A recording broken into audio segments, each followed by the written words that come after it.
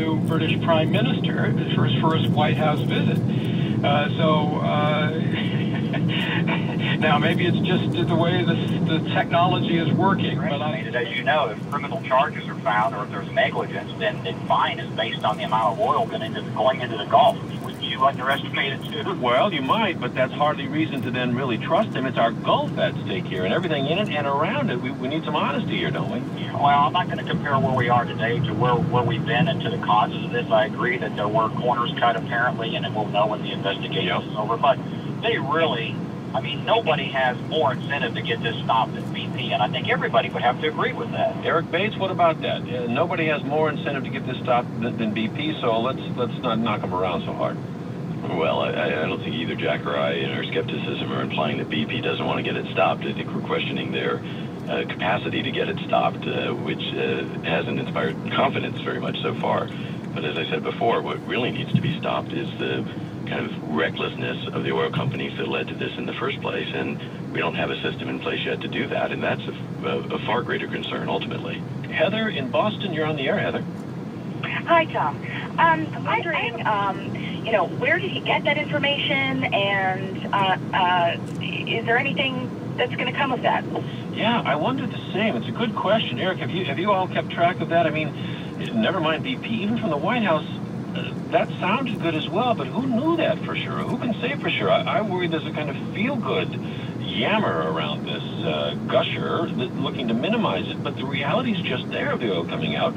What about that 90% will be stopped by, I forget what the date was. Does that look reasonable? Yeah, the problem all along has been the administration has been complicit in lowballing the estimate of the problem, in not making sure that the company had the resources it needed at hand to deal with the spill. And so it's very hard to trust those kinds of numbers as well. The administration, after Obama gave his Oval Office speech, kind of his mea culpa, approved another 96 leases after the announcement of the moratorium. When we asked them about that, they said they were finalizing paperwork on previous bids. Well, America didn't elect Barack Obama to finalize paperwork, especially not in the aftermath of this catastrophic spill. So we've seen an administration that really hasn't stepped up and taken this as seriously as it should from day one and put the emphasis where it needs to be. Of course, just yesterday, we got this three-judge panel on the U.S. Circuit. Let's steal for a second. President Obama out on the hustings. Midterms are coming. He's cranking up the rhetoric on the GOP, saying you cannot hand the economy back to those who brought us to this point. Here he was speaking yesterday in Kansas City, Missouri, going after the GOP, saying they can't be trusted to run America's economy again. They spent nearly a decade driving the economy into the ditch, and now they're asking for the car keys back. They can't have them back. They don't know how to drive. Jack Petey, is that going to work? The president's, approval rating's falling again this week, but he's coming out there with a kind of a two-fisted approach. Do you think that's going to sell? Well, it's not very seemly. I mean, he has been in office, a year and a half plus, to turn around and say it's all their fault, which is what he seems to be saying. On the other hand, he's right, isn't he? I mean, the Wall Street problems, the running off the rail of Wall Street, the Wall Street running into the ditch, that happened under Bush. That happened partly because of the deregulation under both the Democratic and Republican administration. So it's both parties. But at least, the initiating event for this economic catastrophe did happen under the other guys. And so I think the last poll I showed that the public still believe that primarily they put the blame for the recession and for the Wall Street behavior that led to it. They put that on the Bush administration. But I think that's what the president's trying to do. Matt, what's the Republican response to this? Well, the Republican response is we tried Obama's solutions to this crisis. I mean, an election isn't, a seminar on the causes of the crisis. And I agree with Jack. If it were, then, the Bush administration and their policies deserve a lot of the blame. I think the Clinton administration and its policies deserve even more of the blame. What an election is a vote for which way the country should go forward. And I think the American public has looked at the Obama economic policies and seen that they have not solved what is the number one issue, and that is, no matter which candidate you talk to in which district in the United States, the issue is jobs. And so we had this huge stimulus bill, and we still have unemployment higher than what the administration predicted if the stimulus had passed. It's an indication of the extent to which it's now Obama's problem, and we're starting to see it that way, and voters are starting to see it that way, rightly or wrongly. So we're in a place where it's starting to feel like the Bush administration is impasse, and if there's an issue at hand, whether it's a big oil disaster or a big Wall Street disaster, that Obama can't stop, can't keep pointing backwards as an excuse. Talk about legacies. Let's look at another front, the GOP front, a war front for a minute. GOP Chief Michael Steele made some controversial remarks about Afghanistan just about a week ago now. Spent all of this week playing defense. He had called the war in Afghanistan President Obama's, quote, war of choice.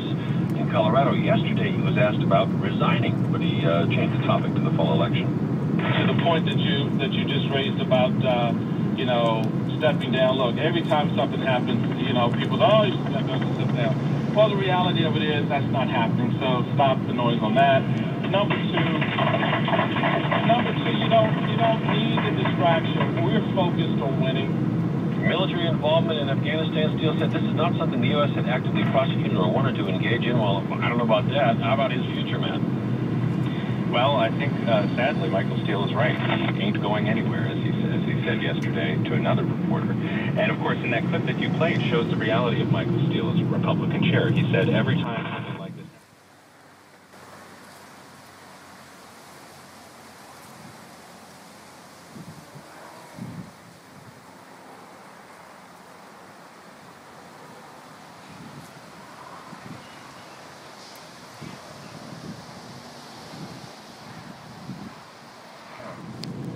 The obvious answer is yes.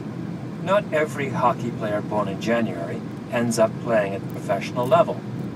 Only some do, the innately talented ones. Achievement is talent plus preparation with music. With the help of the Academy's professors, they divided the school's violinists into 3 groups. In the first group were the stars, the students with the potential to become world-class soloists. In the second were those judged to be merely good. In the third were students who were unlikely to ever play professionally and who intended to be music teachers in the public school system. All of the violinists were then asked the same question. Over the course of your entire career, ever since you first picked up the violin, how many hours have you practiced? Everyone from all 3 groups started playing at roughly the same time, around the age of 5. In those first few years, everyone practiced roughly the same amount, about 2 or 3 hours a week. But around the age of 8, real differences started to emerge. The students who would end up as the best in their class began to practice more than everyone else.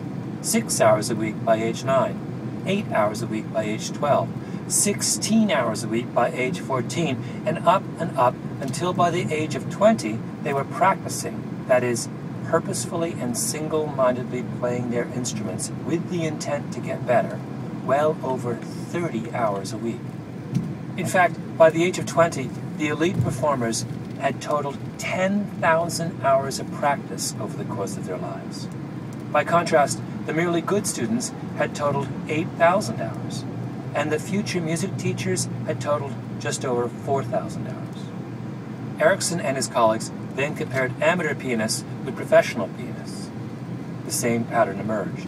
The amateurs never practiced more than about 3 hours a week over the course of their childhood, and by the age of 20 had totaled 2,000 hours of practice. The professionals, on the other hand, steadily increased their practice time every year until by the age of 20 they had reached 10,000 hours. The thing about Erickson's study is that he and his colleagues couldn't find any naturals, musicians who floated effortlessly to the top while practicing a fraction of the time their peers did. Nor could they find any grinds, people who worked harder than everyone else, yet just didn't have what it takes to break into the top ranks. Their research suggested that once you have enough ability to get into a top music school, the thing that distinguishes one performer from another is how hard he or she works. That's it. And what's more, the people at the very top don't just work much harder than everyone else, they work much, much harder. This idea that excellence at a complex task requires a critical minimum level of practice surfaces again and again in studies of expertise. In fact, researchers have settled on what they believe is the magic number for true expertise, 10,000 hours. The emerging picture from such studies is that 10,000 hours of practice is required to achieve the level of mastery associated with being a world-class expert in anything, writes the neurologist Daniel Levitin. In study after study of composers, basketball players, fiction writers, ice skaters, concert pianists, chess players, master criminals, and what have you, this number comes up again and again. 10,000 hours is equivalent to roughly 3 hours a day or 20 hours a week of practice over 10 years. Of course, this doesn't address why some people get more out of their practice sessions than others, but no one has yet found a case in which true world-class expertise was accomplished in less time. It seems that it takes the brain this long to assimilate all that it needs to know to achieve true mastery. This is true even of people we think of as prodigies. Mozart, for example, famously started writing music at 6.